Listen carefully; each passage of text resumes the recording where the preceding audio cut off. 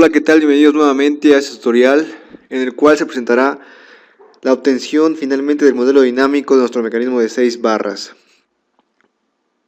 Como ya se presentó anteriormente, este trabajo es parte de un proyecto de investigación llamado Control por modos deslizantes aplicado a sistemas mecatrónicos basados en mecanismos de cadena cinemática cerrada de grados de libertad.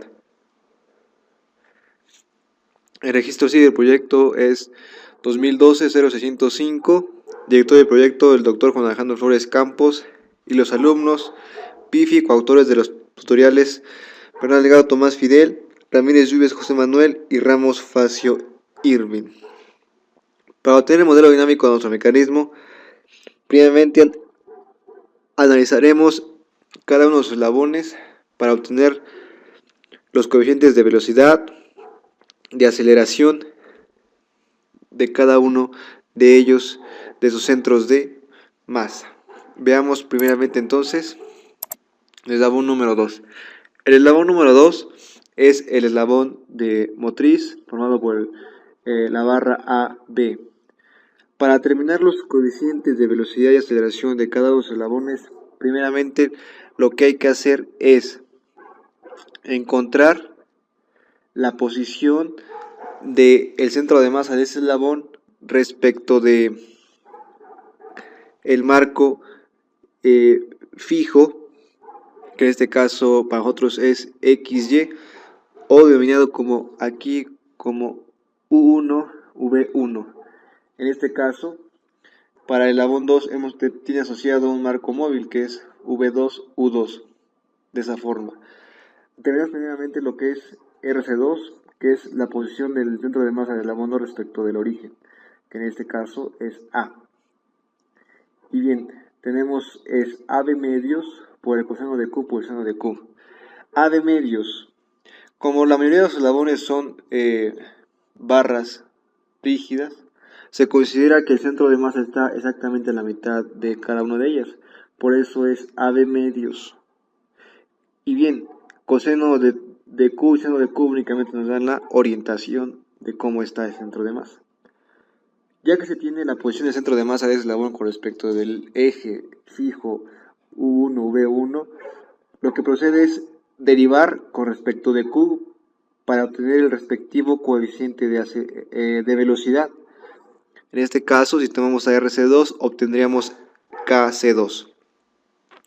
Al derivar esta expresión, pues queda de esta forma, menos AB medios, menos seno de Q, coseno de Q, y ya expresado, pues en forma de vector queda así.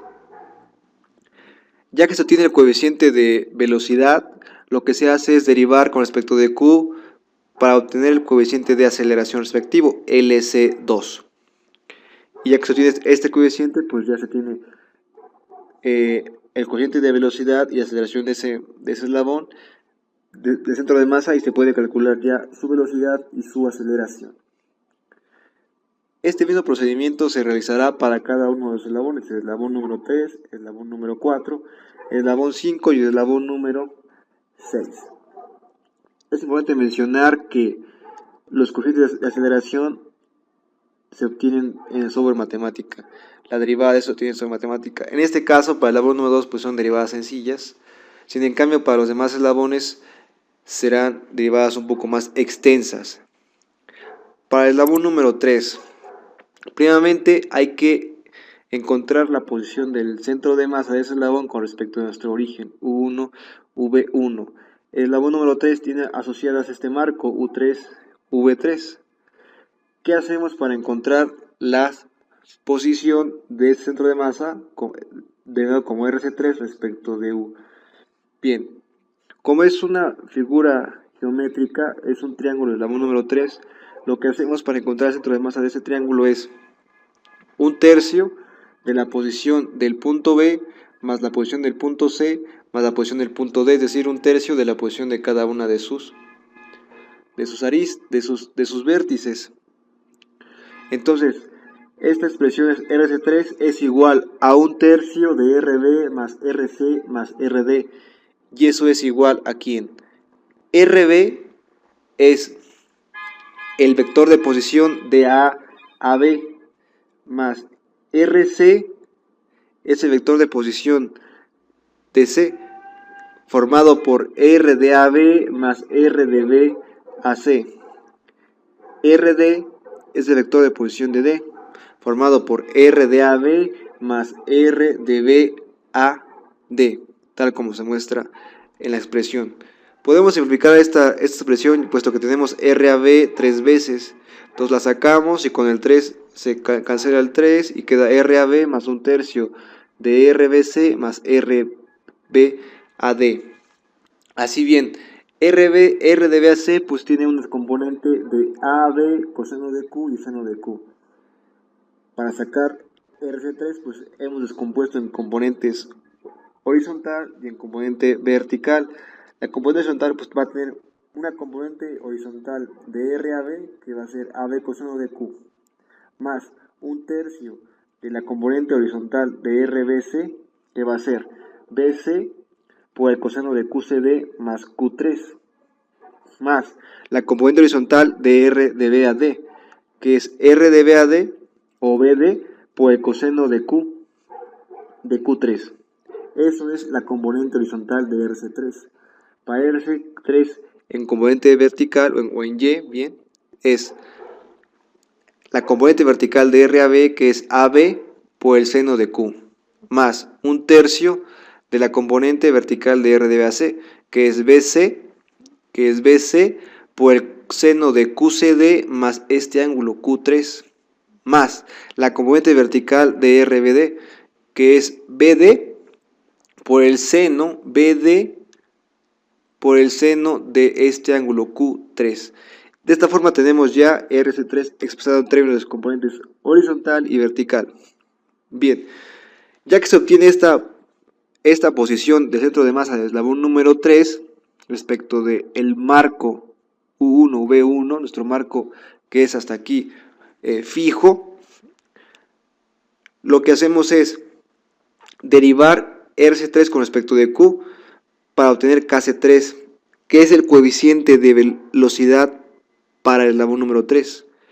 Y ya que se obtiene el coeficiente de velocidad, se deriva con respecto de Q y se obtiene el coeficiente de aceleración para este eslabón. Ambas derivadas se calculan en el software matemática debido a la extensión de las mismas. Así bien, cuando se explique el procedimiento que se hizo en matemática, se explicará la forma de obtener estas derivadas y las simplificaciones que se hacen para llegar a expresiones más simples o en su caso más reducidas.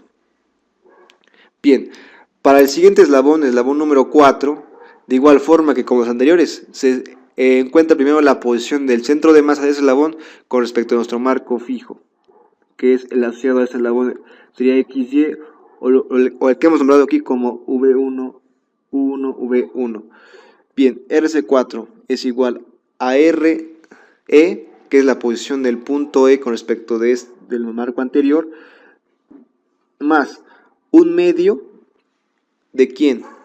Del vector de R de D a E, porque puesto que R de D a es de D hasta E, todo el eslabón, pero queremos nosotros únicamente es tomar en cuenta la mitad, puesto que ya hemos mencionado que el centro de masa se ubica, debido a que son barras, en el centro geométrico de las mismas, entonces es la mitad. Así bien tenemos, RE tiene componentes RE, AX y AEY, más DE medios, que sería la distancia de todo el eslabón a la mitad para ubicar sobre el marco U4, V4, el centro de masa. Y damos la orientación, que sería coseno de Q4, seno de Q4. Eso da la orientación de este marco V4, V4 con respecto al marco V1, V1. Algo así como la rotación. Bien, así ya tenemos entonces la posición del centro de masa de este eslabón, el eslabón número 4 con respecto de nuestro marco fijo. Y lo que hacemos únicamente es derivar con respecto de la variable Q para obtener KC4. Una vez que tenemos KC4 nos queda una expresión de la siguiente forma, pues se puede ver, es una expresión muy simple, a comparación de la anterior para KC3. Ya que se tiene Kc4, se deriva con respecto de Q y se obtiene el S4, el coeficiente de aceleración de este eslabón. Entonces ya tenemos Kc4 y el S4. Ya podemos calcular la velocidad y la aceleración de este eslabón para su centro de masa. Para el siguiente eslabón, el eslabón 5, el procedimiento es semejante.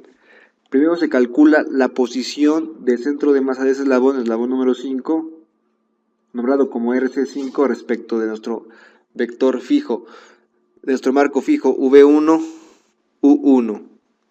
El vector que se muestra es el en verde, RC5. Bien, ¿qué hacemos primeramente? La posición de este centro de masa es R0 más una rotación que se hace de pasar del marco 1 al marco 5. El marco 5 es el marco asociado al eslabón número 5, por eso es la rotación de marco 1 al marco 5 por R1, donde R1 pues es la posición del centro de masa del eslabón número 5 visto desde el marco 5.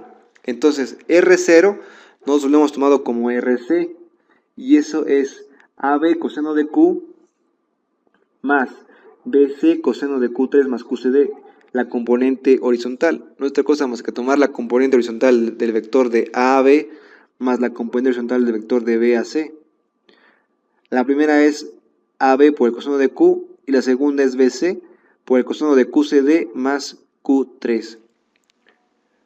Para las componentes en vertical o en Y, pues únicamente es AB seno de Q, este vector por el seno de Q, más BC por el seno de QCD más Q3, es esto. Eso es lo que nosotros tenemos como R0.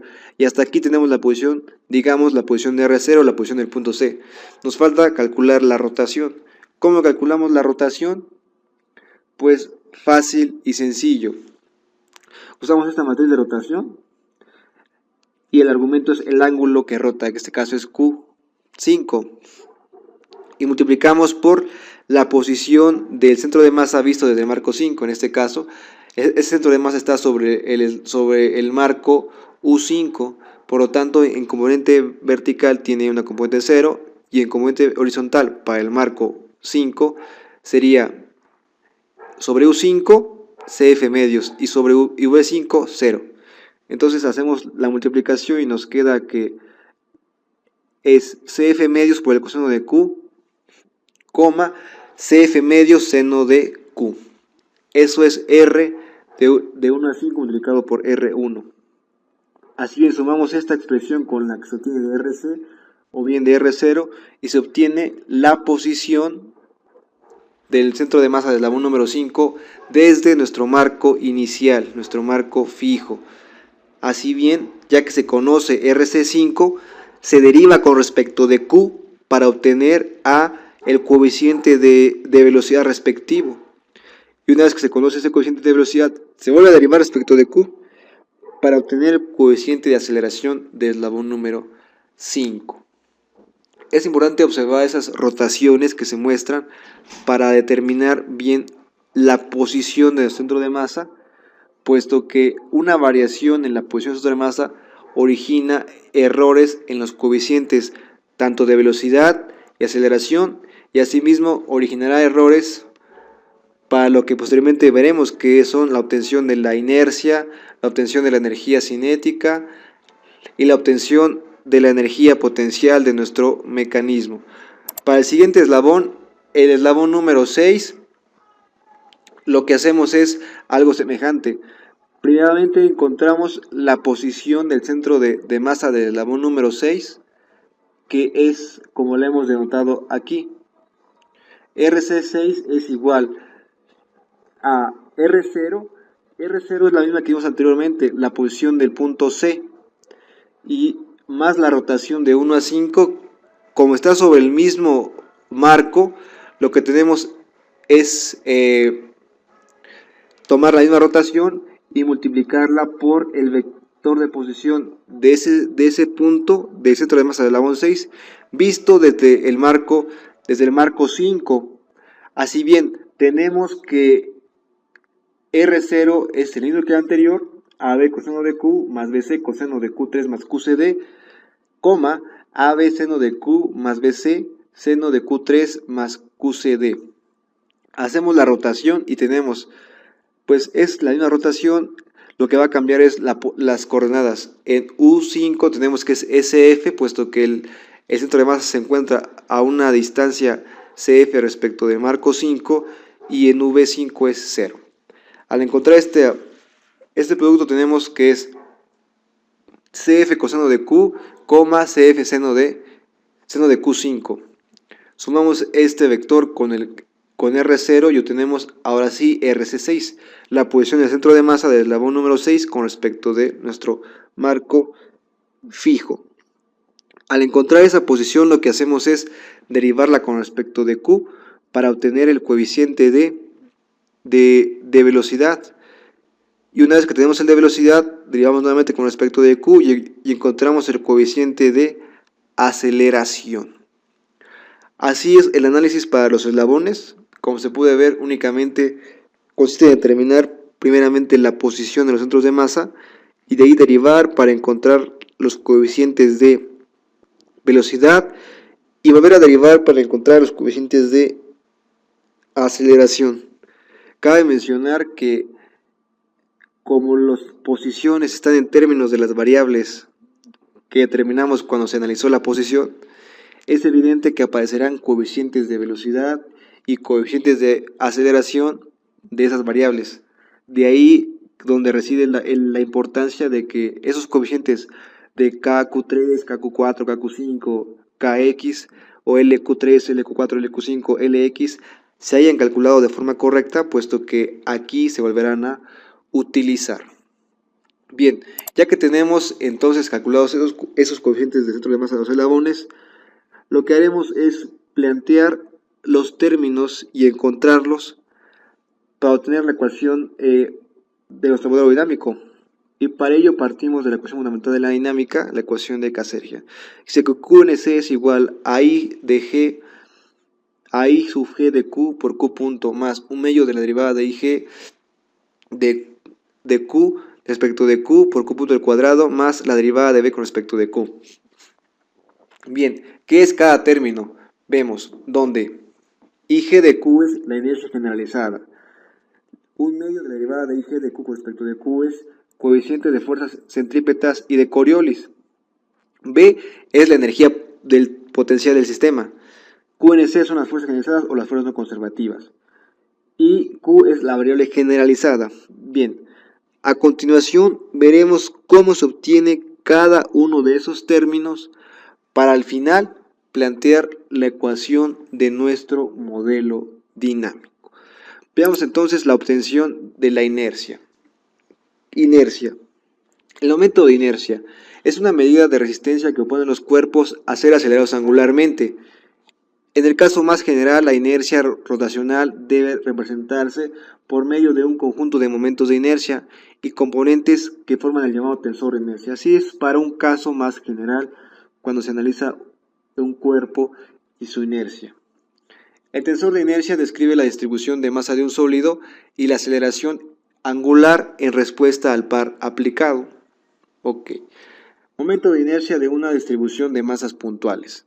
Pues únicamente es encontrar la sumatoria del producto de las masas de I por cada una de las distancias, donde X es la distancia de la partícula, la de masa M al eje de rotación. Siempre hay que especificar un eje de rotación, porque a partir del eje es como se determina la inercia, y son diferentes ejes, es evidentemente que la inercia pues va a cambiar. Momento de una distribución continua de masa. Hasta una distribución continua de masa únicamente es una integral de x cuadrada por dm, donde m es un elemento de masa situado a una distancia x del eje de rotación. Nuevamente tenemos que un eje de rotación. Ok, la masa del sistema que representa un cuerpo, la masa es la resistencia que presenta un cuerpo a ser acelerado en traslación.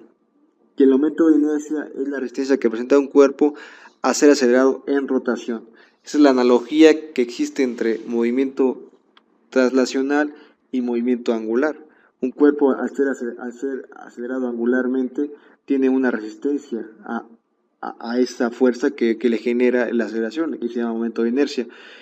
Y en el caso de movimiento traslacional, al aplicar una fuerza sobre un cuerpo, se acelera, y la medida en cómo se acelera, lo que se opone a esa aceleración, pues es principalmente su masa. Entonces tenemos que así, de la segunda ley de Newton, tiene como equivalente para la rotación, pues lo siguiente: si consideramos la inercia del cuerpo, que es constante, tenemos que la sumatoria de los momentos que se aplican sobre un cuerpo, que tienden a generarle rotación, es I0, que es la inercia, multiplicado por la aceleración angular. Esta definición la utilizaremos para calcular más adelante la inercia, aunque en general lo que hacemos es partir de la energía cinética. Veamos entonces qué procede. Dice: sin embargo, la distancia con respecto al sistema de referencia cambia, así que por lo general la inercia no se establece constante. Para este caso, la inercia generalizada se puede ver como de esta forma. Como mencionamos, la inercia depende de la distancia a un eje de giro a un eje de rotación, y si la distancia al sistema de referencia cambia, tal es el caso de la posición del centro de masa de cada uno de los eslabones, al centro de masa cambia, por lo tanto su inercia va a cambiar. Asimismo, el centro de masa del eslabón, por ejemplo, el eslabón 3 respecto del marco U3, V3, va a cambiar. Por lo tanto, también va a cambiar la inercia. Algo semejante ocurre con los demás eslabones. Así bien, la inercia total de un eslabón, de cada uno de los eslabones, no va a ser constante, va a cambiar. ¿Y cómo se expresa entonces lo que se conoce como inercia generalizada de cada uno de ellos? Se ve de la siguiente forma: IG de Q es la sumatoria desde I igual a 2, porque tenemos a partir del eslabón número 2 hasta n, número de eslabones, de la masa multiplicada por los coeficientes de velocidad del centro de masa, kx1 al cuadrado más ky1 al cuadrado, más el momento de inercia del eslabón respecto del centro de masa, multiplicado por el coeficiente de rotación respectivo de ese eslabón elevado al cuadrado. ¿Cómo se obtiene esta expresión? Veámoslo a partir de la energía cinética. La energía cinética de un eslabón pues tiene dos partes: la parte traslacional y la parte rotacional. Es decir, un cuerpo se mueve y un cuerpo también puede rotar. Entonces tenemos dos energías, para traslación y para rotación. Entonces la energía total es 1/2 de la masa por la velocidad del centro de masa elevado al cuadrado, más 1/2 del elemento de inercia respecto al centro de masa por la velocidad angular elevada al cuadrado.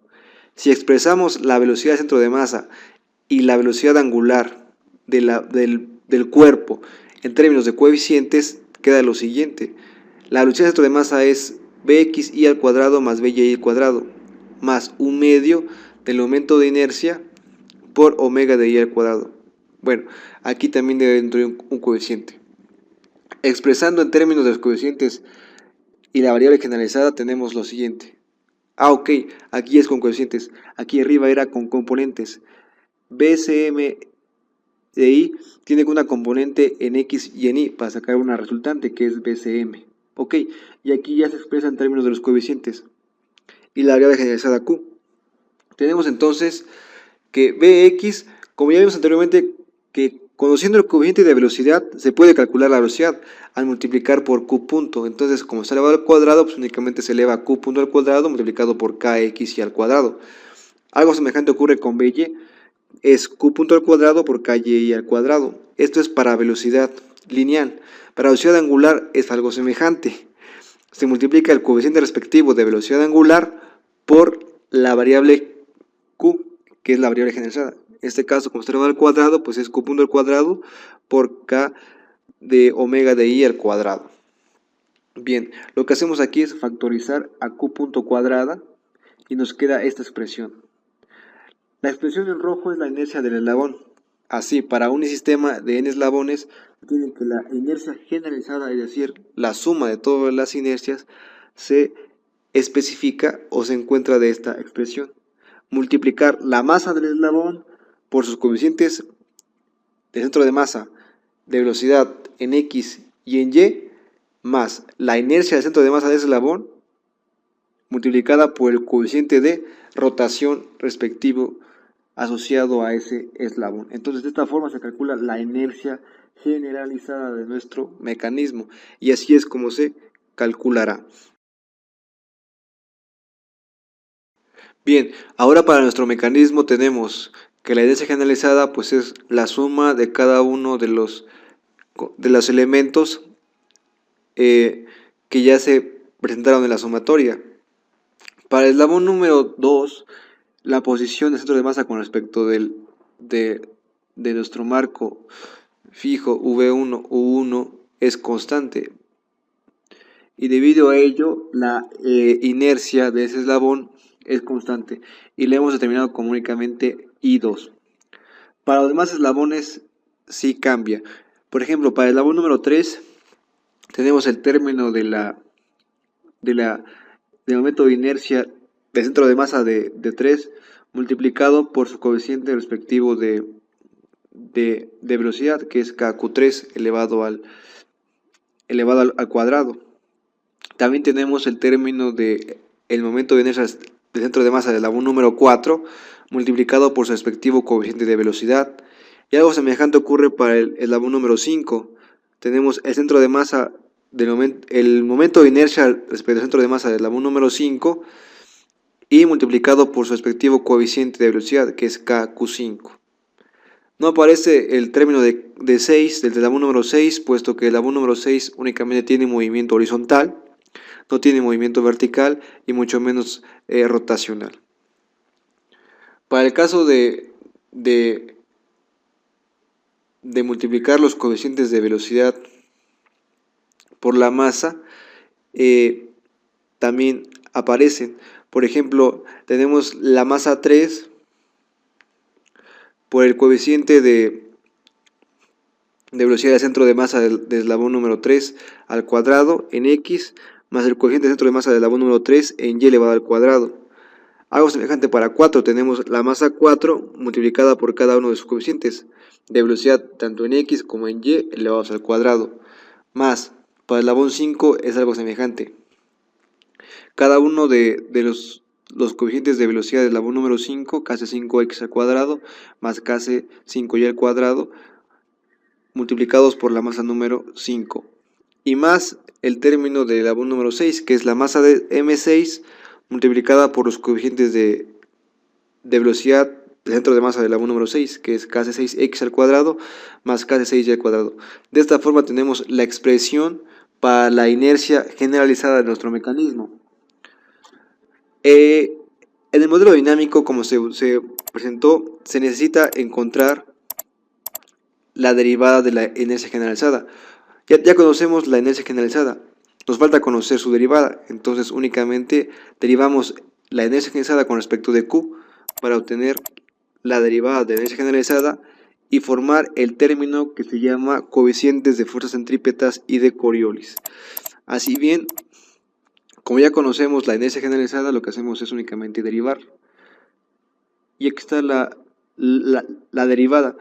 Como tenemos coeficientes de velocidad, es evidente que en la derivada aparecerán coeficientes de aceleración. Por ejemplo, KQ3 nos genera un KQ3 y un LQ3.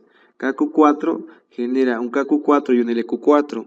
KQ5 genera un LQ5. Y asimismo, KC3X genera un KC3 y un LC3X, donde LC3 son los coeficientes de aceleración del centro de masa del eslabón número 3. Y lo mismo KC3Y nos genera un LC3Y. ¿Qué hay aquí? Lo importante es retomar los coeficientes de velocidad y de aceleración de los puntos de interés que se analizaron en análisis de posición, que son KQ3 para velocidad, KQ4 para velocidad, KQ5 para velocidad y LQ3, LQ4 y LQ5 para la aceleración.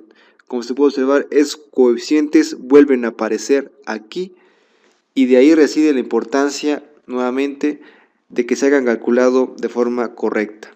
Y asimismo también los coeficientes de centro de masa están en términos de los coeficientes KQ3 o LQ3 para aceleración. Y entonces todo se relaciona y todo tiene sus bases en la obtención de forma correcta de las ecuaciones de restricción y de ahí partir a los coeficientes tanto de velocidad y aceleración y poder tener todo esto que hasta ahorita se ha determinado de forma correcta. Entonces ya que tenemos la derivada de la energía generalizada, únicamente faltaría dividir por un medio para encontrar el término de fuerzas centrípetas y de Coriolis, pero eso se hará ya cuando se haga las validaciones de nuestro modelo en el software MATLAB. Entonces se copia la energía generalizada y la derivada a MATLAB para ahí realizar la simulación usando Simulink y después validar con el software Working Model. Bien, ya tenemos entonces la energía cinética y obtenemos la inercia. Ahora partiremos de la energía potencial. Calculamos la energía potencial de un eslabón al multiplicar la masa por la gravedad por la posición del centro de masa en forma vertical, es decir, la componente vertical de la posición del centro de masa de cada uno de los eslabones respecto de el marco inicial. Así bien, la energía total será para el eslabón 2, la masa 2 por la gravedad por YC2, que es la posición de RC2 del centro de masa 2 respecto de el marco fijo en la posición vertical. Y asimismo, la masa 3 pues, por la gravedad por IS3, que es la componente en Y de RC3, más la masa M4 por la gravedad por YS4, que es la componente en vertical de RC4, más la masa 5 por la gravedad por YS5, que es la componente vertical de RC5, y la masa 6 por G por C. Y C pues, es la posición vertical que tiene el centro de masa del eslabón número 6 con respecto del eje horizontal U1. En este caso la constante C que ya se mencionó anteriormente. Ahora bien, lo que se procede es obtener la derivada de la energía potencial, en donde pues únicamente aparecerán como la energía potencial está en términos de las posiciones verticales del centro de masa, lo que aparecerán serán los coeficientes de velocidad en Y de cada uno de esos eslabones. Así para el eslabón número 2 tenemos la masa 2 por la gravedad por el coeficiente de velocidad KCY2. La masa 3 por la gravedad por el coeficiente de velocidad KYS3. Y lo mismo para 4, la masa 4 por la gravedad por el coeficiente de centro de masa del eslabón 4 en Y. Para 5 algo semejante y para 6 no existe debido a que al derivar la posición constante que es respecto del eje horizontal a la posición del centro de masa, esta distancia es constante y al derivarla pues es 0. Entonces ya tenemos la energía potencial de nuestro mecanismo. Así ya podemos formar la expresión final de nuestro modelo. Únicamente al despejar la aceleración quedaría 1 sobre IG por QNC menos un medio de la derivada de IG con respecto de Q por Q punto al cuadrado menos la derivada de la energía potencial con respecto de Q. El término que nos faltaría aquí es QNC. ¿Cómo se calcula QNC? Veámoslo. Se parte de lo que es el trabajo virtual. El trabajo virtual pues, es la sumatoria de las fuerzas multiplicada por un desplazamiento infinitesimal debido a esa fuerza. Por eso es trabajo virtual. Tanto de fuerzas en X, de fuerzas en Y y tanto de momentos multiplicados por un desplazamiento, evidentemente un desplazamiento angular. Bien, los desplazamientos infinitesimales denotados como delta de XY o delta de YY o delta de teta Y se calculan de la siguiente forma. La derivada de XY con respecto de Q, donde XY no es otra cosa más que la posición vertical del centro de masa del punto donde se aplica la fuerza, derivada con respecto de Q, y multiplicada por un delta de Q. Asimismo, para delta de Y, la derivada de Y con respecto de Q, multiplicada por un delta de Q. Y lo mismo ocurre para delta de teta I. Delta de teta I es derivada de teta I con respecto de Q, multiplicada por un delta de Q. Estas derivadas respecto de Q, de XY, de DY y de teta de I no son más que un coeficiente de velocidad en X, un coeficiente de velocidad en y un coeficiente de rotación.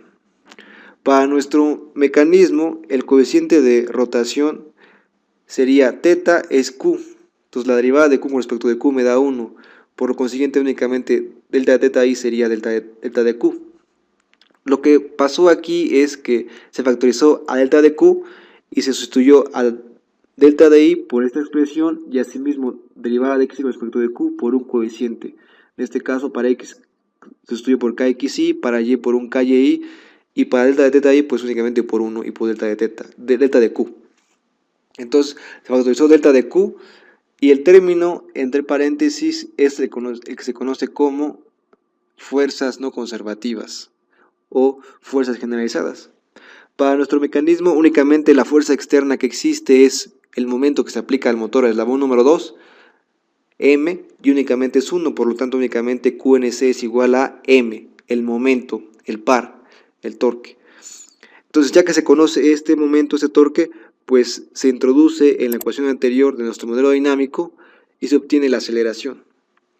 Conociendo la aceleración, en un diagrama de bloques de Simulink, como se verá posteriormente, se integra y se obtiene la velocidad. Y al obtener la velocidad se integra nuevamente y se conoce la posición. Por lo tanto, ya queda descrito totalmente nuestro mecanismo de forma dinámica. Y es así como se determina el modelo dinámico de nuestro mecanismo a partir de el análisis matricial que se hizo para determinar los coeficientes de velocidad y de posición de las variables de interés de nuestro mecanismo.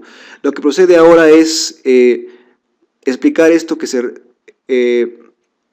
dio a conocer en la presentación en el software Matemática y posteriormente realizar las validaciones de MATLAB contra las gráficas que se obtienen del modelo dinámico de Working Model. Pero primeramente pasaremos a lo que sería matemática. Y este tutorial terminaría aquí. Muchísimas gracias, nos vemos en el siguiente.